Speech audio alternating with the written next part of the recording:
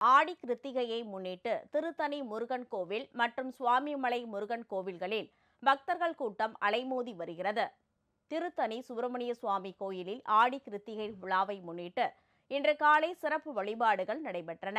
அப்போது முருகப்பெருமானுக்கு பச்சை வைரக்கல் மரகத மாலை, தங்க ஆபரணங்கள் அணிவிக்கப்பட்டு தீபாராதனை நடைபெற்றது. தமிழ்நாட்டிலிருந்து மட்டுமல்லாது அண்டை மாநிலமான ஆந்திராவில் இருந்தும் ஆயிரக்கணக்கான பக்தர்கள் திருத்தணிக்கு வருகை தந்து வழிபாடு நடத்தி செல்கின்றனர்.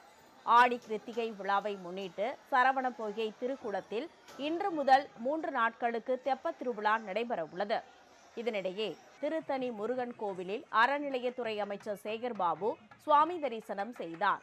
பின்னர் செய்தியாளர்களிடம் பேசிய அவர், ஆடி கிருத்திகையை முன்னிட்டு 5 நாட்களுக்கு கட்டண தரிசனம் ரத்து செய்யப்பட்டுள்ளதாக தெரிவித்தார்.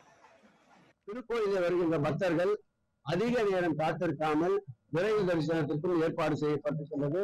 போதிய குடிநீர் வசதி, கழிப்பிட வசதி, திடீரென்று ஏற்படுகின்ற உடல்நல உபாதைகளுக்கு போதிய அளவு மருத்துவ வசதி, போக்குவரத்து வசதி போன்ற அனைத்து வசதியும் ஏற்பாடு செய்யப்பட்டு சிறப்போடு விரைவு தரிசனம் நடைபெற்றுக் கொண்டிருக்கின்றது.